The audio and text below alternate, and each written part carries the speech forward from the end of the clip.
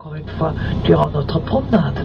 Vous savez que vers la droite, direction Est, en suivant le canal du Danube, vous pouvez voir, un peu en dehors de Vienne, et dans un nouveau lit artificiel, avec ce sont les bâtiments de cette vraiment toute bonne qualité de l'époque de l'Empire, avant la Première Guerre mondiale. Ils sont bons.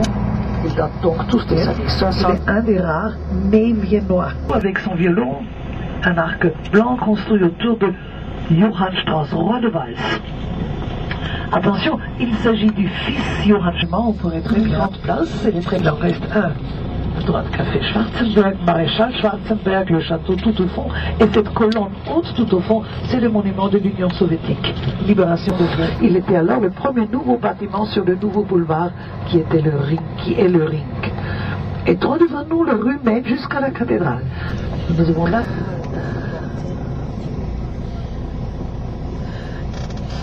Ici, mesdames, messieurs, une toute petite, non, elle n'est pas toute petite, mais elle est très petite, une place derrière l'opéra, nommée après ce beau bâtiment à votre gauche, très avancé.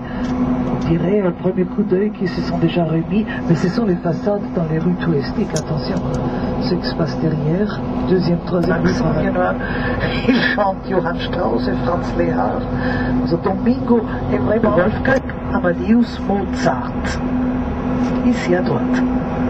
Sa maison natale se trouve à Salzbourg, mais il est venu, entouré par ses maréchaux et ministres, pour les écuries de la cour.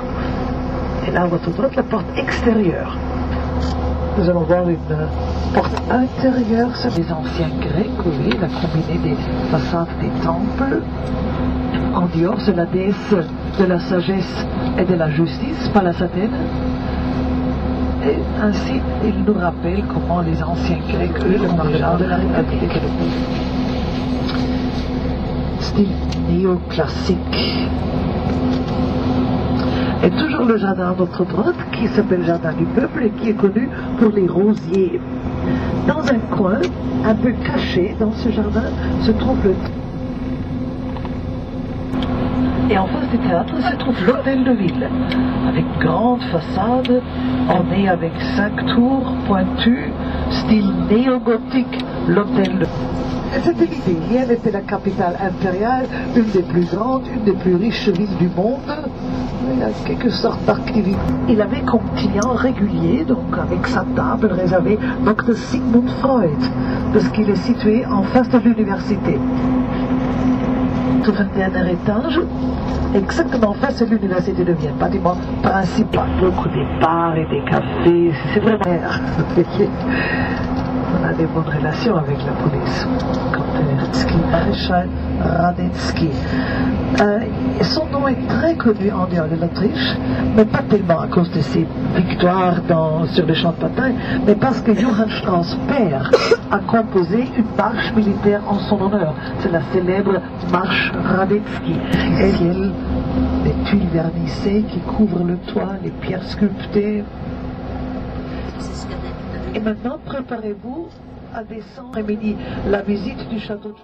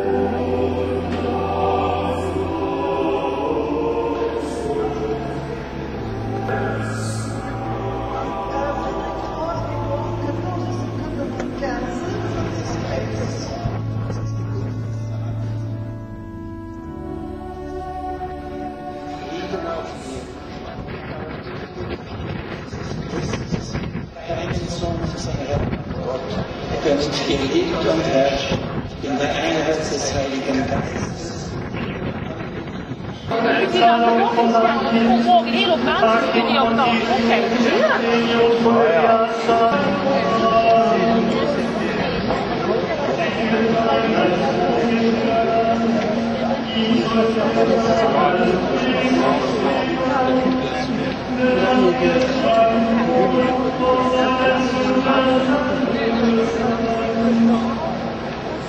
Sonne sind geschehen, damit sich erhöhte.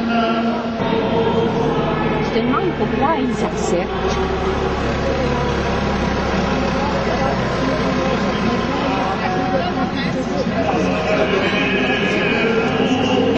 Nach uns sie treiben ließen und danach ihr Leben ausrichteten. Der Aufbruch zum christlichen Glauben, der Anfang der Kirche Jesu Christi ist möglich geworden. Das sich gezeigt und sein Herz geöffnet, dass er der Einzige ist, dessen alle letztlich bedürfen. So ist dies keine Verachtung der anderen Religionen und keine hochmütige Absolutsetzung unseres eigenen Denkens, sondern es ist das Ergriffensein von dem, der uns anberührt und uns beschenkt hat, damit wir auch andere beschenken können. Aufgrund unserer Geschichte haben wir Angst davor, dass der Glaube an Gefangene intolerant ist. Wenn uns diese Furcht überträgt, wir guten geschichtlichen Hintergrund.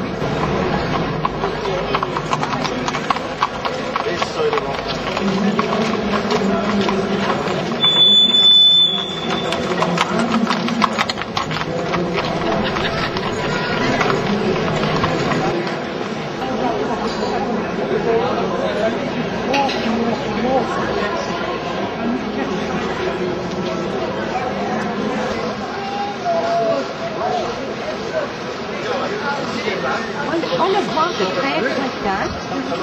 Non? On passe par là. Ah!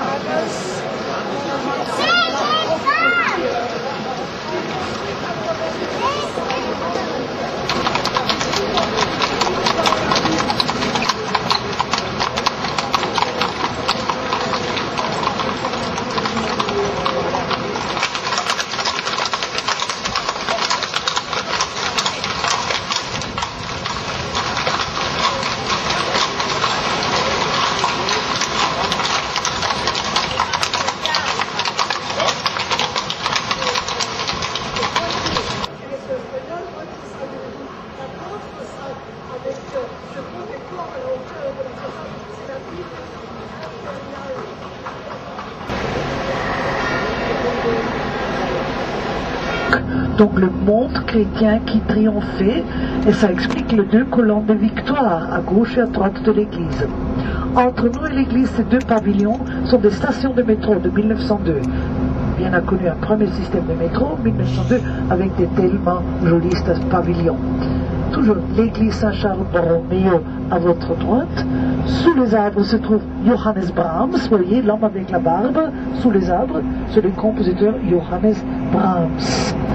C'est donc la place Schwarzenberg, après le château de Prince Schwarzenberg, tout au fond.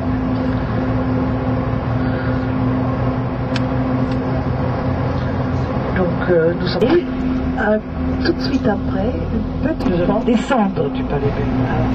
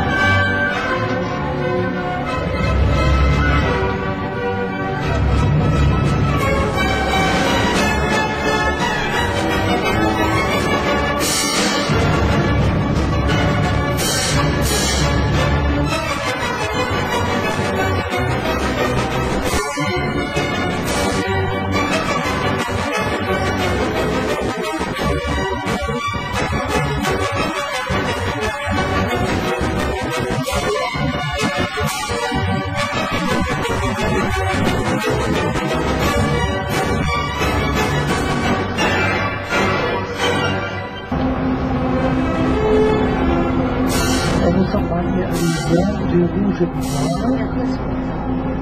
Comme la Belgique. Ici, le monument équestre du maréchal, prince Charles Schwarzenberg. Ici à gauche, il était en tête des troupes de l'Empire de l'Autriche à l'époque des guerres contre Napoléon.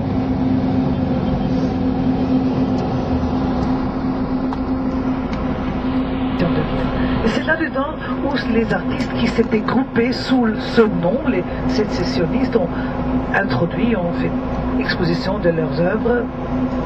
Ils vendaient très bien, déjà à l'époque, redécouvert à tel point qu'ils vendent aujourd'hui les toiles de Klimt, et là je ne suis pas en train d'exagérer, pour 100 millions, 130.